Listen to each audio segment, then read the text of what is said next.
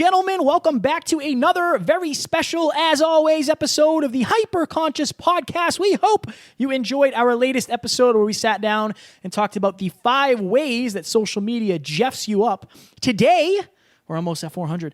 For episode number 399, you picking my nose? We are, for those of you not watching, Alan was picking my nose on the television, not my actual nose. On the avatar. Today, for episode number 399, we are going to talk about the difference between wanting the result and grinding through the process. So Kevin and I got really fired up. Was it last week? It was last week. It was Saturday. Saturday. Oh, we were in the studio all day Saturday. All day. My Brutal. goodness. Yeah, that was. I had to take a nap when I went home. Straight Dude, up. It was brutal. Straight up. So just to provide some context, we basically redesigned our business model. Yes. And we had 2 sides of this big whiteboard in the studio. One side is our business model, absolute fire. Then we went through every line item on the business model. Absolutely. And then wrote down everything that needs to get done by the Hyperconscious Podcast team in order to keep the train a-rolling and the positive impact happening. And so we did get pretty overwhelmed, but we also got heated a little bit because we realized that, like, a lot of the benefits that some people see on the surface of what Kevin and I are genuinely blessed to do, what they're not seeing is those 61 items that need to get done every week. And again, whether it's getting in shape, Tony Robbins says this. I love when he says this. He says, everybody wants to be in shape, but nobody wants to go to the gym. Everybody wants to be wealthy, but nobody wants financial mastery. Everybody wants the nice car, but not everybody wants to learn how to make and create wealth for themselves and others. And the thing is that the world marketing, it's designed in a way. I'll just say this, and then I'll pitch it over to you. Yeah, I know. If I could talk at some point today, that'd be great. This is the thing, right? So whether you're watching movies or television or reading books, the truth of the matter is, and this is just what I've come to really try to train myself. I write down an inspiring quote every single day when I do my reverse engineering regret journal. And the quote that I come to most often for myself is, I want you to out-focus anyone and everyone in private so that you can show up warm, loving, abundant, and service-driven in public. It is what we are doing in private that allows us to serve you in public. But the stuff that we're doing in private genuinely sometimes just sucks. Yeah. And you can't have one without the other. They're completely connected. Yeah, it's one of those things where I used to be the guy who said it must be nice. Like, I would see somebody in a nice car and be like, oh, it must be nice. But the behind the scenes of what that actually takes, you will never know unless you're doing the same thing. Right. You kind of can't. And, like, we might be a little bit more intense on this episode than other ones because this is something we're very passionate about. But, like, you guys don't know what we do on a day-to-day basis, just like we don't know what goes on at your job, right? Like, and I say this, and again, none of this is for us to brag. I want this to be the episode where you think about, like, do I really want what I think I want? Right. Or am I willing to do what it takes? Right. Like so Alan and I have both done bodybuilding shows, okay? Most people do not want what it takes to get sub 9% body fat, whatever it is. Like, when you can see veins in your abs, when you can see veins everywhere, like you could see every vein in my leg. Like, most people don't want to do that. Trust me, I never want to do that again. It was brutal. It was brutal. But I think having a level of understanding that takes a lot. And, like, people see the studio and they might say, like, oh, it must be nice to have a studio. The only reason we have a studio is because we want to be way beyond this. This isn't where we're stopping. This is the first studio. We're going to have more of these, right? We're going to do different things. But at the end of the day, this is just a shiny result of the humans that we're trying to become, of the business that we're trying to build, of the various quote-unquote successes that we've had. It's not what you think it is. It's the journey. You're seeing the results of the journey, but if we decided just to have a podcast, we would still not have a nice camera. We wouldn't have the setup we have. We would just be okay with what is. Right? Like, the result we want is to have the best podcast ever. What is that going to take of us? Right. Not what will I get when I get there? No. Will I even get there? Because am I committed enough to do that? Is it the work that I actually want to do? Do I understand the level that it would take to get to 400 episodes? Right. Because most people don't. And again, you guys don't want what we want. But remember, people probably don't understand what you're doing either. Right. At some level. I did fitness coaching for a long time, and I found this so fascinating. I'll just use this example. During COVID, when gyms were closed, I have certain clients who are very, very in shape and into bodybuilding, and some clients who are not. What I found most interesting is that the person I'm thinking of, the client that I'm thinking of, that was as upset that the gyms closed as me, was the most in shape out of every one of my clients. What people don't understand, and I'll give a tiny tangible example that I think will really drive this point home, and this is a hardcore example, but here's the truth. I was at the lake. Emilia's family has a lake house in Otis, Massachusetts, and You want to give us the address? yeah, right. And it's incredible, beautiful lake, just such an awesome 4th of July weekend. Everybody's there, family, it's great. This is the first time I had been around a lot of people since the beginning of COVID. And it wasn't a lot of people, it was actually still pretty close-knit, but it was a gathering of love and joy, and it was great. And that was the first gathering that I've had since the beginning of COVID, understandably, right? Because things are finally starting to open up and such. Okay. I was very, very frustrated internally with my physique. And this is the most out of shape I had been in literally years. And what's very fascinating, and this is just a hard and true thing that I have not figured out how to fully explain yet, so bear with me. I genuinely, and I don't mean this in any negative way, was the most in shape out of everyone there by a significant margin. That's okay. It's not an ego thing. It is what it is. Okay. But I'm also the most upset about not having the gym open. Yeah. My inability to go to the gym was bothering me more than anyone else. What I find fascinating, it has nothing to do with the result. It has to do with the standard that I've set for myself. I am living so far below my standard at that moment. And everyone else might have been living sort of within their standard. Picture it like a thermostat. I don't care if it's your financial acumen or your intimate relationship or your physical fitness or your podcast and how many episodes you do a week. You have a thermostat. And the moment that you go below that temperature, all of a sudden the heaters kick on and you find a way. You find a way to get back to where you were at. And since the gym opened up, I've literally not missed a day. Granted, it's only been 6 days, but I won't miss a day. Why? Because I lived so far below my standard for so long. I legitimately cried on my way to the gym because I realized, and I was like, why am I crying right now? I was listening to music on my way to the gym and I started crying. And I'm like, I know why, because this has been bothering me for months. Of course I'm crying. And so I'm so happy that they were joyous tears. But for me, for everyone listening, what is your standard in each arena? And how much pain are you willing to give yourself when you don't hit that standard? Last example, and then I'll kick it to Kevin. Again, yeah, it'd be nice. Yeah. So I was unkind to Emilia at one moment during the 4th of July weekend. Very, very small, unkind moment. I gave myself massive pain after that and went, Alan, don't you dare ever be unkind again. And that's the thing. My standard for how I treat her is so high that my thermostat, I kick back on and figure out how to be kinder. Whereas maybe you're in an intimate relationship. My intimate relationships in the past, I was more kind to her in that moment than some of my less, ideal moments of the past relationships. But the difference is my standards changed. Where is your standard too low? And where are you wanting a result without understanding like what it actually takes? Everybody wants to be in shape, but do you want to go to the gym every single day and never miss? And that's what this episode's about. Yeah, and like I said, it's probably a more hardcore side of us, but like this was a hardcore conversation of like a couple things.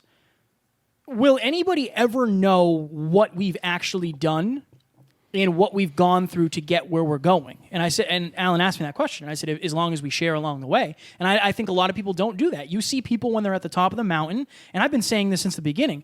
The most beautiful thing one of the most beautiful things in my opinion about this podcast is you guys are growing with us. Right. You can go back and listen 100 episodes ago where we weren't as good as we are. Yeah. Right. We were in completely different scenarios. You can go back 300 episodes when I think I was single. I don't remember what you were doing, but we have lived our lives through this podcast. So as we grow, the podcast grows. And just to Alan's point, like, I know, like, some people I used to know were podcasters, and it would be something along the lines of like, oh, that's odd. Like, it must be nice to have like that kind of guest. Yeah, it is nice, but it's not nice doing 6 episodes in 7 days. It's not nice, working 17 hours and then sleeping for 5 and then getting up and doing it again. Like, there's some aspects of this that people don't see. And again, I'm blessed and I'm fulfilled and I'm so grateful that I get to do this. But it is not easy. Yeah, It's not. It's not easy being broke, not knowing how you're going to pay your bills. It's not easy. None of that is easy. I'm going to be real right now. I had a little bit of a breakdown last night. None of this has been easy. None of it. Nothing about this has been easy. If you saw, Emilia and I, Kevin and Taryn celebrating out and about, Which is rare. right. Not Not only because of COVID, but like Just in in general. general, yeah. Like, you would think we were the happiest people in the world. Oh my God, they're in shape. They're happy. They're fulfilled. They're passionate. They're completely connected. They're in love. You don't understand the tough conversations, the tough check-ins, the consistency. Emilia and I had an 2-hour check-in last night where the feedback is not always easy to take, especially when Kevin and I worked all day Saturday. I worked a lot of Sunday. And you're going to see us super happy, connected, and in love, and that's true, and that's a very true part, but you're not seeing the other side. Life is yin and yang. You can't just see half of it and want half of it without the other half. Kevin and I, how many times have we had tough conversations where it was brutal? All the time. All the Countless. time. I could not count. On Saturday, I think we were crying. Yeah. Like, that's just the way it goes. And I think, and that's the thing too, like, I want that to show through. Right. Our goal in this episode is to show you what it really takes and what it's really taken for us to get here. Like, we still have a long ass way to go.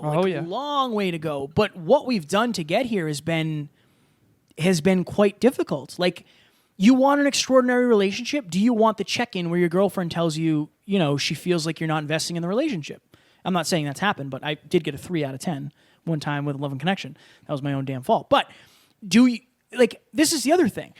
I don't give a shit about the beach. Right. I'm not going to the gym so I can look good on the beach. If Taryn never wants to go to the beach again, I will never go to the beach again. I don't care. I don't care about the beach. That's not why I'm doing this. Some people think it. Some people say it. Some people do it. Some people are it. We are it. And that's why we don't miss. That's why we try to show up as the best versions of ourselves. That's why we're always adding things onto our plates. That's why we're disciplined. And again, I'm not always disciplined. Like, I'll play Call of Duty for a couple hours. I watch UFC on Saturday. But I just want you to understand, like, if you want something big out of life, which you most likely do if you're listening to this show, I want you to want that. I don't necessarily want you to want the junk that comes with it, but I do want you to understand that it's there, and there probably isn't a way around that. There just probably isn't. Like, if you want to start a business, there are going to be some hard times. If you want a successful relationship, there are going to be some unsuccessful times. If you want to get into better shape, it's going to be tough. If you want to lose weight, you're probably going to have to diet. It's going to suck. It's going to suck. And the people who tell you it doesn't suck probably aren't losing weight. Realistically, right? Like, it's not as easy as people say it is. It just isn't. Because if they told you how hard it was, you'd never buy from them. I'm not trying to sell you anything right now. If anything, I'm trying to sell you the truth. And I'm not trying to sell. I'm trying to give it to you for free. And that's the difficult thing, is like, most people don't tell you about this stuff. They don't. And Alan and I have always shared that, like, crying in Florida, crying in California, crying everywhere we go because we're always crying. This has been the hardest thing I've ever done in my entire life. Same. Like, by far, bar none, the most difficult thing I've ever done in my entire life. But it's also the most fulfilling thing I've ever done in my entire life. And that's why we keep doing it, because we love this. Those two go hand in hand. I think so. I think that self-esteem comes from doing the hard and necessary things. Your soul wants to grow. Your soul wants to expand. What are some good examples of this kind of thing? So I had an analogy that I think Let's is do it. fire. Analogy to life. So, I think a great example of this, and A lot of pressure on you right now. Yeah, no, that's okay. That's okay. Well, we're used to that now. Expert tip. No, I'm kidding. So I did a triathlon, and this is the best analogy I could come up with because I'm trying to think like how could I explain this in a way that would be tangible. When I crossed that finish line, I felt incredible. It felt awesome, and the pictures of us. Shout out to Emily and Tom, like of us on the podium. We didn't actually win, but we took a picture on the podium just as for funsies. And the picture of me like crossing the finish line, like that's all fun and cool. But I had a near panic attack at 2 a.m. on an air mattress after I worked a long week. Like, holy shit, am I going to do a triathlon tomorrow? I haven't even trained for this thing. You get in the water and you're swimming towards this point, right? And I don't swim regularly. This isn't like normal for me. And I'm getting kicked in the face because people go out and you're trying to pass people. People are passing you and you're getting kicked in the face. Your goggles are all over the place. You're in a murky lake. You don't know if they're snapping turtles and you can't see and you're like out of breath and it's this whole thing, right? Then you get out of the water and your whole body feels like jello, and you have to walk up these slippery steps and run to your bike, and then you have to get on a bike and bike 14 miles as fast as you can. It's brutal, okay? And there's hills. It's a whole thing. There's potholes. You've never biked. Not for me. Yeah, right. Okay. Then, worst part, hands down worst part, ready? You get off the bike, and you run a 5K, which is 3.1 miles. And you're getting passed by people half your size who don't even look in shape. What's the difference? They've conditioned for this. They've actually trained, Alan. But it's the worst. You feel like you're running with bricks on your feet. Literally. It's the worst. When you get off a bike of 14 miles as fast as you could, and then you start to run, I'm like in so much pain. Here's the kicker of the story. I'm running up this hill, and there's this dude who's trying to talk to me while he's running, and it's like, listen, man, like, I know you're in better shape. I'm not. I'm going to probably punch you if you don't stop talking to me right now. Of course I didn't. We ended up being buddies. But the point is this. We're coming up this hill, and the sun hits me. And I'm up this hill. It's in this development. It goes right, and this hill is just brutal. And I reach this point where I'm like, this is the worst. This is the worst idea ever. This sucks. Nothing about this is good. This is the point. This is the moment of truth, okay? And this is a good analogy for business, for intimate relationships, for life. If you want to be successful, this is the moment. You either quit. I thought about it. I thought about like this. Nothing good is about this. I'm not a triathlete. This sucks. This is not what I signed up for. And I could have stopped and said, you know what? This isn't for me. Throw in the towel. Instead, I just kept pushing through that wall. They call it the wall. I hit the wall, and it was that moment where you get to figure out what you're really made of. And I pushed through it. And then I ended up actually sprinting to the finish because once you get through that wall, you get this whole new, I actually just got chills telling this story. You get this whole new burst of energy. I got my times. My times were apparently fire. I've never done a triathlon in my life, and I almost beat Tom. And that's nothing against Tom, but like Tom does these regularly. He did 5 in 5 weeks right before that, right? So you think you want to do a triathlon because it sounds really cool. It's the worst. It sucks. Nothing about that moment was fun. That's what business is like. That's what a successful marriage is like. That's what having kids is probably like. That's what this has been like. It is awesome. It is fulfilling. Challenge does help you grow, but do not pretend it's easy. It's not. It never has been, and it never will be. And anyone who tells you it is just wrong, and they're about to have a humbling moment very soon. Or they're not doing the inner work. Like, that's one of the things I found out from my clients. Like, if you have a business, you're going to have to dig into yourself, because at the beginning of a business, you are the business. And any insecurities you have, your business has, right? So if you're listening and you're an entrepreneur and you don't, if you lack confidence, your business lacks confidence. It doesn't matter how good your product is, your service is. If you're afraid to sell, you're afraid to sell your business. So that's inner work. You got to dig into like, oh, why am I afraid to sell? Oh, why am I an obliger? Oh, why do I people please? Oh, I have to go back to this. Oh, my parents did this. This is the way I was raised. Like, there's a different level of pain, of internal stuff that comes when you're focused on learning, growing, evolving, and becoming the best version of yourself. And the other thing too is like, it's okay.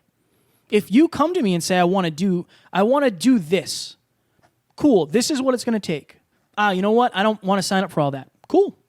You just saved yourself a lot of time. Now, do I think you should try it anyway? Yeah, because you might fall in love with the process and understand the level of fulfillment you're going to get is well worth it. But I always tell people come to me and say, hey, how long is it going to take before I make money in my podcast? Couldn't tell you. You may never make money in your podcast. I couldn't tell you. Right. You 20 episodes, You 30 might quit. episodes? Yeah. I couldn't tell you. If you are coming to me because you want to start a podcast and make money, go do something else. Right. Unless you love podcasting. I just tell people that because I have experienced the pain. And if I didn't love this, I would have quit 398 episodes ago. To drive this point home, the last thing we'll do, I want to ask you, Kev. Oh, sure. Can you please name for me Oh, boy. 5 very common goals that people think they want? Yeah. And then I'm going to give the listeners the truth of what that I think that will actually require of them. And I want everyone listening or watching to realize you don't ever get this thing without the process of this thing. So go ahead. And again, just because we're saying it's difficult doesn't mean you can't do it. We would just rather you have our level of awareness. That's Right. all. Get abs. Okay.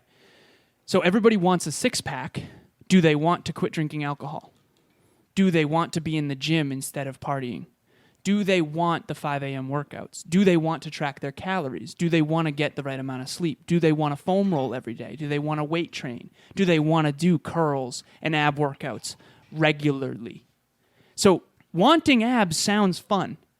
I cannot even tell you guys how many times I've been in the gym when all my friends were out having fun. It's so many times. All the times. All the times. Okay, next. Be financially free. We got 3 minutes. Okay, financially free means that you can exist with your lifestyle without working another day in your life. Do you want to look at your finances every single day? I have a financial spreadsheet. Do you want to take finance courses? Do you want to do a behavioral analysis of your spending and your saving every single day? Do you want to not go on vacation now, to not buy that nice car now, to not buy that nice home now, so that eventually you can be financially free? 400 episodes. 400 episodes. Oh my goodness. Do you want to almost miss a plane while editing an episode because Anthony Trux's internet wasn't working and when you're in the airport?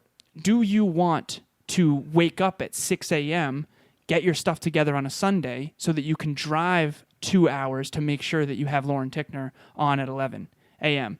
Do you want to have the tough conversations with your business partner whenever you guys feel off on certain episodes? Do you want to ask your business partner, hey, is there any constructive feedback for me, that you think I could do better? And then them tell you interrupted the guest too much. Do you want to come up with the show notes and post on social media every single day? And do you want to constantly be under pressure? If Kevin and I want to take a vacation, we better have Wi-Fi. Do you want to not take a vacation? How many vacations have you taken in the last 3.5 years since we started the show? I don't know. 2, maybe 2. I've taken 0. I went to Vermont What's one vacation time. considered? Right. I went to Vermont one time You were at for the a weekend. lake a week ago. An hour and a day and a half. Only a day and a half. That's a vacation. son. Most people consider vacation like a week. Oh yeah, I don't Okay. do that. What- No, In the last 3.5 years, how many weeks off have you taken? I don't. None. None. Okay, that's what I should have asked. No. I've also taken no weeks off. That's what I should have said. Okay, Trying to Jeff the kid. next one. Successful relationship or best relationship you've ever had. Okay, do you want to look at the junk inside of you from your past, like the fact that you have a temper? Do you want to ask your close friends about whether or not they've ever raised their voice with their girlfriends and have them tell you maybe once or twice, and then you realize, oh my God, I grew up around a lot of raised voices, and that my Richter scale of a 3 is someone else's 10? Do you want to read personal development books on the 5 love languages and on, manifestation and on intimate relationships? Do you want to take seminars where you learn the 6 human needs and TED Talks and then do a check-in that's designed with the 6 human needs plus sex? Do you want to take a book on how to become more competent in the sexual arena to make sure that you have passion? Do you want to understand the masculine and feminine energies so that you can understand what's happening and when things are off? Do you want to have the tough conversations when you notice a disconnect with your partner and ask them the following question? What about me, my character, or my goals and ambitions feels incongruent with your highest self? Do you want to sit in that and have them tell you, what does feel incongruent so that you can work on it together? That's what I would say. And by the way, this isn't even close to all of it. It's interesting. And I don't want you guys to think we don't want you to do this, but not many people are going to tell you this. We just did an episode on social media. Like, most people you don't see this on social, even on mine. If you go on my social media, it's all sunshine and rainbows, right? When we're on here, we'll tell you about what's really going on because you guys listen to us, and I think we understand we have a different relationship with you guys. But at the end of the day, it's worth it. That's the takeaway. If you're willing, if you are it, everybody wants it, but some people are it. If you are it, if you're willing to wake up and go to the gym before work or go to the gym after work, if you're willing to have the tough conversations, if you're willing to make a fool of yourself on your first 25 podcasts, to maybe bomb your first speech, to get rejected by that person, to feel insecure. Like, this is the most fulfilling thing I've ever done in my entire life. We're going to do an episode on fulfillment next Monday, but it's the most amazing thing ever. Yeah. We just want to make sure that you guys aren't just looking at the results of the studio, of the speeches, of the coaching, of the website, of the team, of whatever. You're actually seeing what's behind the scenes, because we would be doing you a disservice if we didn't tell you the truth. Do you have a 10-second blip? No. Nope. Can you heavy episode. Come up with one? Sometimes the truth is heavy. Sometimes the truth is heavy. We got to go, though. We got to run. Yeah, quickly. Like we got a minute, maybe. Okay. Let's plug then. The 10-second blip is like, stop wanting it to be easy. If you want an extraordinary life, it's going to require extraordinary effort. Perfect. Period. David Meltzer always says this: find somebody who has paid the dummy tax. If you are looking to start a podcast, I have already paid the dummy tax 400 times. Oh, yeah. I can help you grow your show. I can help you monetize your show. I can help you with the technical aspect, since I've edited every single one of these episodes and we have all the equipment right here. So I am doing free 30-minute consultations. DM me at NeverQuitKid, or you can find our emails at thehyperconsciouspodcast.com. Also, join us every Monday, 6 p.m. Eastern Standard Time for masterminds on manifestation, on pulling back the curtain on what it really takes to be successful. We have a featured guest every month, 6 p.m. Eastern Standard Time, every Monday. We are about to do week 14. We will not stop this train. We love you guys. We have to tell you the truth, and no matter what, you can accomplish it as long as you're willing to grind for it. Fire. Bye. Talk to you soon.